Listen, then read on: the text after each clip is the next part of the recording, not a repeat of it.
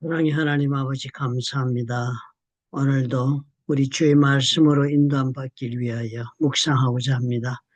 성령께서 우리의 마음을 주님 지켜주옵소서.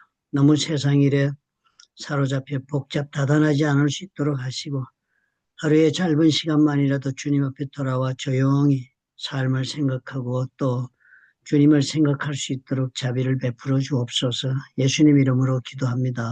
아멘. 어제는 우리 인터넷이 너무 사정이 나빴어요. 그래가지고 하루 종일 애를 썼는데 안 돼서 포기했습니다. 영상이 업로드를 못했습니다. 녹화를 해가지고 그다음 업로드 하던 방법을 여러 가지 다른 방법이 있는데 인터넷이 안 되면 결국은 안 되더라고요. 그래서 오늘 다시 올립니다. 양해해 주시기 바라고 또 장비를 조금 다시 한번 더 챙겨보도록 하겠습니다. 그나마 우리가 매일 참여하시는 분들에게 불편을 좀 덜어야 되지 않겠나 하는 생각이 듭니다. 어제 거를 먼저 하고 그리고 오늘 거를 조금 이따 다시 올리도록 합니다. 어제가 8월 11일이었죠. 예, 월요일이었습니다. 심판 속에 남겨져 있는 하나님의 은혜에 관한 그런 본문입니다. 여러분 읽어보시면 재밌죠? 뭐 이야기니까 그죠? 사사기 20장 29절부터 48절 8월 11일 분량입니다. 하나님의 심판은 가만히 보면 언제나 어떻습니까? 무섭습니다. 하나님의 심판이 그죠? 그렇구나. 이런 사건이 없습니다. 우리가 생각하기는 어떻게 이렇게 하나님이 가혹하게 이렇게 심판을 하실까 하는 생각이 들지 않아요?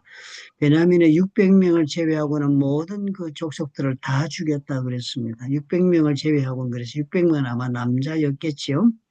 근데 그 남자 외에는 다 죽였다는 얘기는 뭐 아이들, 부인 뭐 다 죽였다. 종족 말살을 거진했습니다. 그런데 그런 이 말씀 우리가 보면서 이 속에 정말 하나님은 왜 이렇게 하시는가? 과연 은혜의 하나님이란 하나님은 어떻게 우리가 이해를 해야 하는가라는 그런 질문을 가지고 보겠습니다. 왜냐하면 하나님이 이렇게 가혹한 심판을 결론 내신 분이라고 생각하면 오늘 우리가 우리 삶에 대한 구원의 기대가 있을 수가 없습니다. 하나님 앞에서 정말 잘잘못을 따지고 보면 누구 한 사람, 떳떳한 사람 누가 있겠습니까? 정말 고백하지 못한 죄까지도 생각을 해본다면 부끄럽기 짝이 없는 인생을 산 사람이 거의 대부분입니다. 그럴 경우에 우리 하나님께서 나에게 어떤 분이신가라고 이해하는 것에 따라서 내 이 앞으로의 삶에 대한 나의 길이 결정이 되기 때문에 대단히 중요한 이해가 되겠습니다. 첫째로 우리가 이 한 가지는 동의해야죠. 죄는 하나님 반드시 심판하신다는 거예요. 사람의 예외가 없습니다. 하나님의 사랑하는 자녀들도 죄의 심판에서는 벗어날 수 없습니다. 하나님은 거룩하시기 때문에 거룩하지 않은 모든 것이 다 하나님에게 오면 사망으로 떨어집니다. 거룩하지 못한 것은 다 거룩의 그 불에다 소멸되기 때문에 우리를 살려주시기 위하여서라도 우리의 죄를 하나님이 다루지 않을 수가 없습니다. 우리를 살리시기 위하여서라도 우리의 죄를 심판하시고 또 정리하셔야 합니다.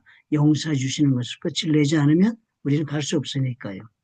그런데 이 오늘 일어난 범죄를 보니까 단순히 처음에는 개인적 범죄로 끝날 수 있었습니다. 기브아 족속들이, 기브아 그 집단 깡패들의 개인적 범죄였습니다. 그런데 그걸로 끝나지 않은 이유가 있습니다. 왜냐하면 베냐민이라는 족속이 이 기브아 자기들 족속들 중에 멤버들이니까 덮어주고 그리고 원수의 손에 내주지 않아서 원수가 아니죠. 형제들이 심판의 손에 내주지를 않았습니다. 하나님의 정의를 실천하겠다는 사람들에게 거부한 것입니다. 죄를 덮어주었습니다. 그랬더니 그 죄가 어떻게 되었습니까? 그 공동체 전체의 죄로 그렇게 번지고 말았습니다. 그래서 죄는 그렇게 활동력을 가지고 번져나갑니다. 그냥 그대로 있지 않습니다. 그래서 결국은 공동체 전체를 무너뜨리는 그런 과정에 들어선 것을 우리가 봅니다. 하나님이 어떻게 해요? 철저하게 그것을 정리하지 않을 수 없다. 당뇨병에 걸려서 다리가 썩어 들어가면 다리를 잘라내지 않을 수 없는 것처럼 그런 일이 된다. 우리 삶 가운데도 영적으로 그런 일이 벌어진다는 것을 알고 우리 자신을 돌아볼 수 있어야 되겠습니다. 그러나 그런 하나님이심에도 불구하고 우리는 하나님을 예수 그리스도를 통해 믿음으로 의롭다는 구원의 자리에 이른 자녀들입니다. 그러니까 우리에게는 완전한 멸망은 허락하지 않으신다는 희망의 메시지가 되겠습니다. 가장 주목해야 할 장면이 600명이 남겨졌다는 것입니다. 그 와중에 다 몰살도 도망가가지고 600명이 살아남았습니다. 완전히 사라지게 하지 않으시는 거예요. 이 하나님의 참 구약의 이 주제 아닙니까? 완전히 사라지게 하지 않고 심판 속에도 남겨둔 자가 있다는 것입니다. 렘넌트라고 부릅니다. 렘넌트 theology, 남겨진 자의 신학이라는 것이 구약의 주제입니다. 하나님 그렇게 하시잖아요. 성경은 남은 자들로 하나님의 역사를 이어가십니다. 그러니까 노아의 가족 같은 경우 8명, 노아 홍수 다 죽지만 8명. 그 사위들은 뭐 좀 허리멍텅한 사위들이었습니다. 그 자녀들은 다 데리고 살렸습니다. 또 그 다음에 보면 엘리야 시대에도 엘리야가 탄식했지만 바알에게 무릎 꿇지 않는 700명의 그런 하나님의 사람들이 있어서 그 사람들로 새로운 세대를 이어가고 있었습니다. 하나님은 또 바벨론 포로로 다 잡혀갔을 때 어땠습니까? 아마도 그 당시에 바벨론에 가서 3세대, 4세대 이렇게 살았죠. 70년이니까. 그렇게 사는 동안에 많이 인구가 번성했습니다.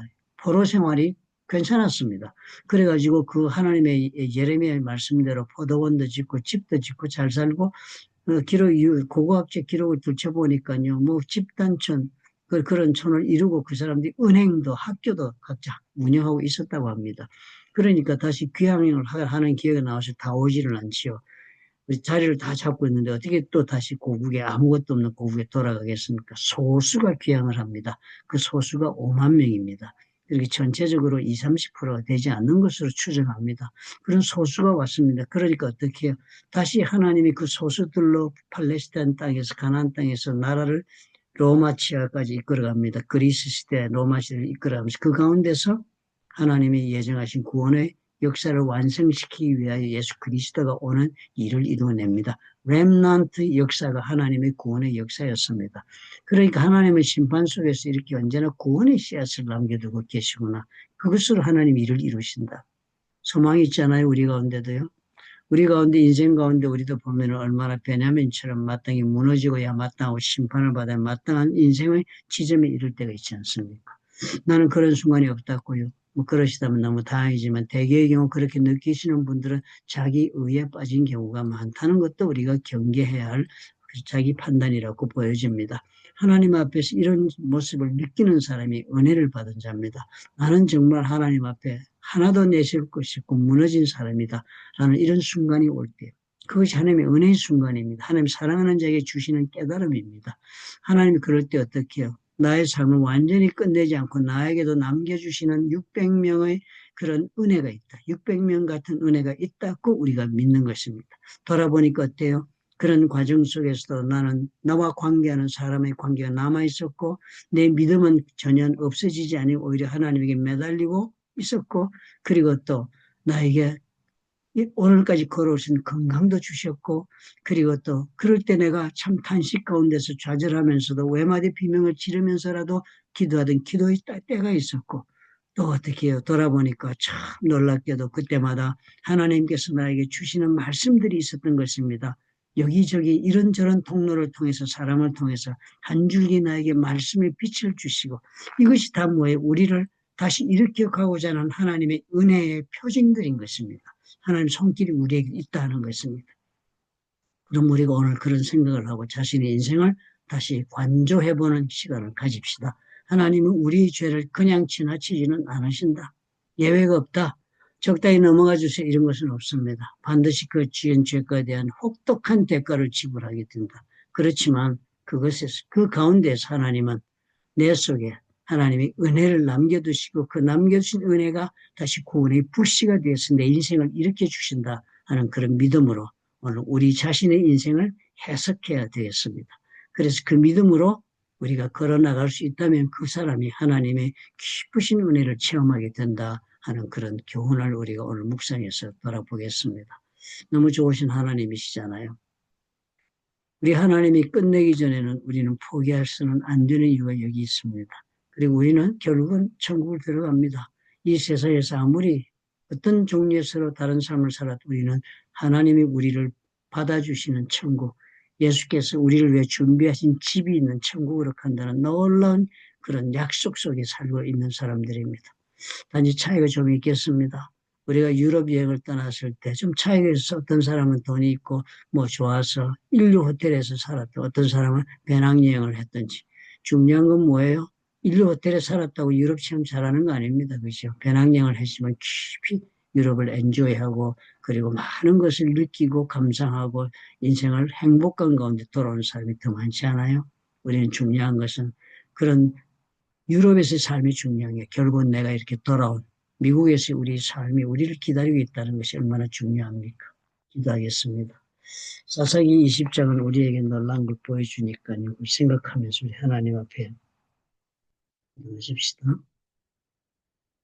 죄를 결코 가볍게 여기지 않으시는 하나님 앞에 우리의 교만과 우리의 의를 내려놓습니다.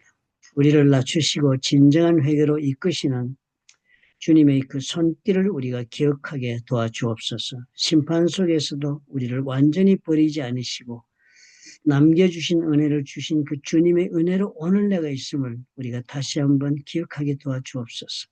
이제 우리가 그 은혜를 붙잡고 다시 시작하면 우리 하나님이 우리를 이끌어 가시며 하나님의 뜻을 우리 삶 가운데 계획하신 바를 이루신다는 믿음 가운데 오늘을 걷게 해 주옵소서. 예수님 이름으로 기도합니다. 아멘.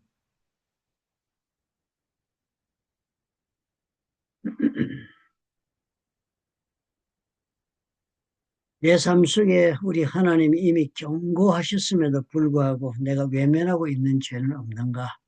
이 질문이 대단히 중요합니다. 스스로 이렇게 돌아볼 줄 아는 자가 정말 경건한 사람입니다. 제가 볼 때는 이런 질문 안 하고 우리 바쁘게 살지 않아요. 그러나 이 질문이 꼭 중요합니다. 하나님은 경고하고 계신데 나는 무시하고 있는 게 없는가? 그래야만 내 속에도 600명 같은 그 은혜를 내가 체험할 수 있을 것입니다.